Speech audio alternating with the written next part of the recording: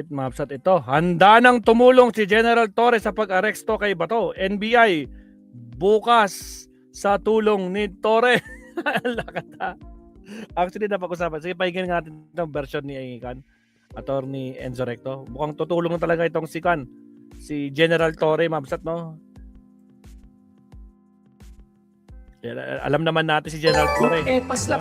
Siya ang humuli kay Kibuloy, kay Digong. Itong si Bato lang ay kayang-kayan.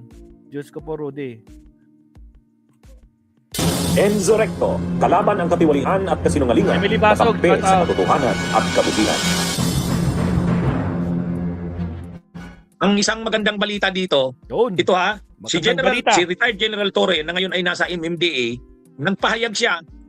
nagpahayag na handa siyang si Tumulong. General Torre ay handa na tumulong, sabi niya. Sabi ni General Torre, kung siya ay uutusan o orderan ng presidente na tumulong, tutulong daw siya, sabi ni General Torre. Part pa naman daw siya ng gobyerno eh. Sabi ni General Torre sa interview sa kanya, part pa naman daw siya ng gobyerno. Kaya kung orderan siya ng Pangulo na tumulong sa manhunt at pag-aresto kay Bato, handa daw siyang tumulong. Trabaho na, handa naman daw siya kung anong trabaho.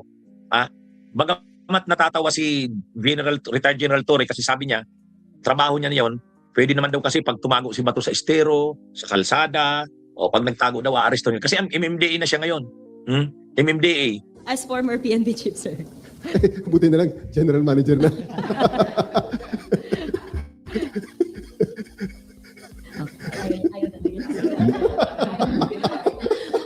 Magandang umaga po, Senator and GM Torre. I'm Isa Umali po from DCWB.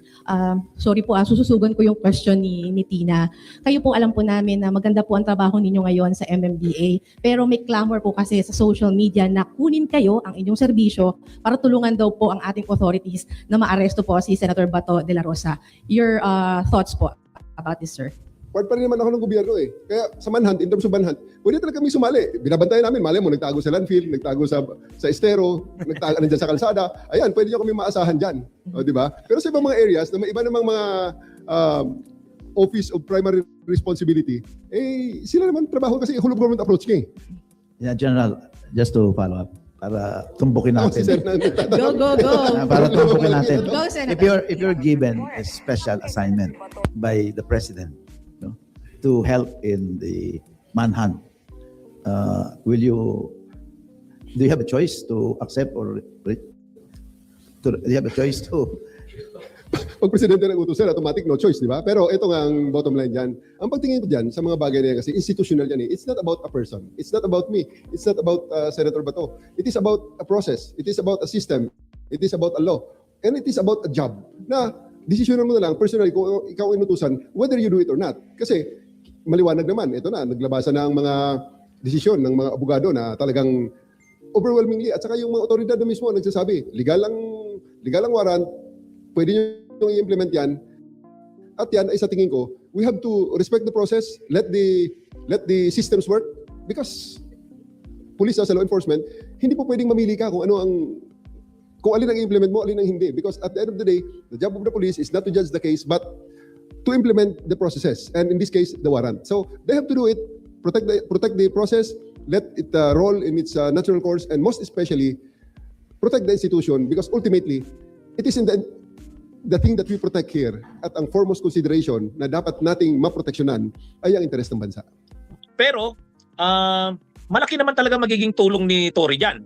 Malaking magiging tulong ni Torre dyan. Kumbaga, alam naman natin yung accomplishment ni Torre. Pag-aresto kay Kibuloy, pag-aresto kay Duterte, lahat yan kay Torre. Kaya lang, syempre, may gusto ring patunayan itong si John Vic Remulla sa Sinartates.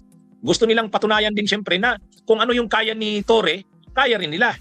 Kaya lang, ang problema lang dito kay John Vic, ang dami ng mga fugitives from justice, hindi naman na-aresto. Si Bantag, si Atong Ang, wala eh. Tapos kahit nga sa Interpol Red Notice, hindi na ilalabas yung Interpol Red Notice kila Roque, kila Saldico. Kaya parang pagdating sa pag-aaresto ng mga fugitives from justice, mahina ang accomplishment ni John Vic Remulla.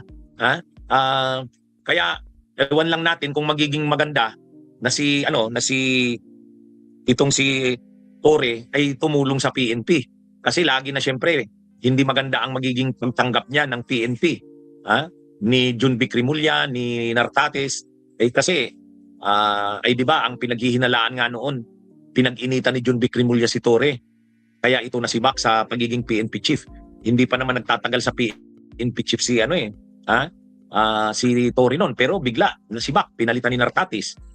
Anyway, ang NBI naman, tinanong ang NBI kung okay ba sila na makasama si Torre.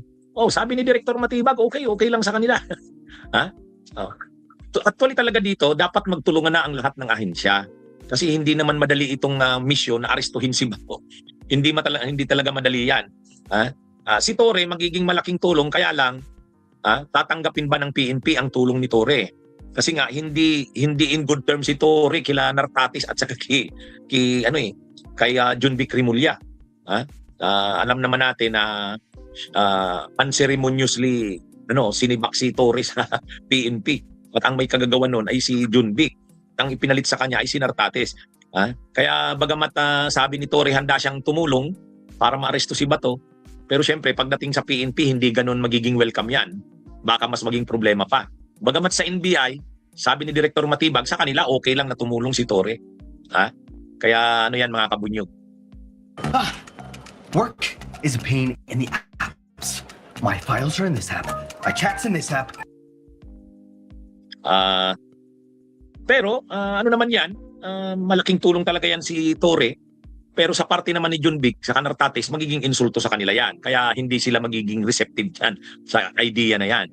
Siguro, ang sabi kasi ni Torre, susunod siya sa order na tutulong kung ang Pangulo ang humingi ng or ang magbigay ng order. Pero pag tinanong naman siguro siyempre tatanungin ni PBBM si Junvic Rimulya kung okay ba na katulungin si Torre, baka hindi pumayag si Junvic. Kasi siyempre mapapahiya sila. Anyway, ito, kung gawin na lang kasi nila Junvic Rimulya at saka ni PNP Chief Nartates, gawin na nila kasi yung lahat ng magagawa para kasing napakalamya ng PNP pagdating sa ganyan. Kaya nga medyo si Trillanes frustrated na . Sabi ni Trillanes, tigil-tigilan na muna kasi yung presscon. Ang dami ng presscon, ang dami ng trabaho, hindi naman na-accomplish. Medyo ito namang si Junvic, sa halip na tanggapin yung comment ni Trillanes, ang sabi pa, yan si Trillanes, 3 beses na yan na magkasunod na natalo sa eleksyon. Ngayon, alam na natin kung bakit. Nauuna kasi yung salita. Nauuna yung salita at yabang. Kaya siya natatalo. Imagine niyo yan.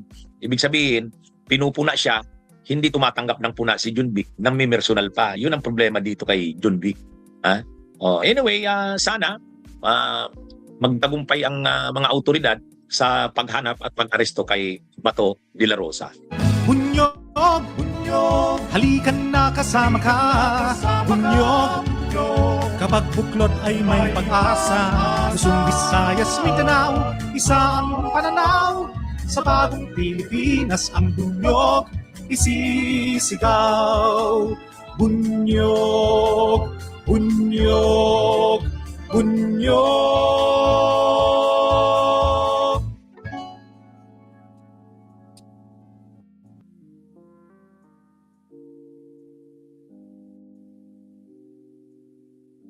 Naka-off yung mic. Salamat, Attorney Enzo. Nako, delikado talaga sila kay General Torre. Hindi makakaligtas yan, no? Pero may balay-balita, Babsat, no? May nakita akong post, kailan ba yun? Kahapon, eh. Yung isa, parang tumakbo na daw, eh. Tumakas. Saan ba yun? Wait, check ko lang,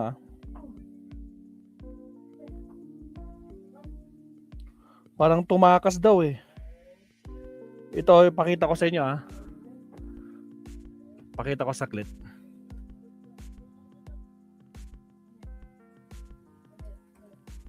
Pakita ko sa inyo, Pero syempre, hindi tayo naniniwala dito.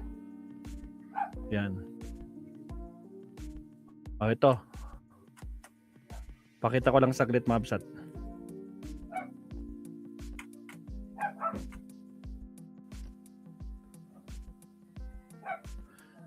Ito,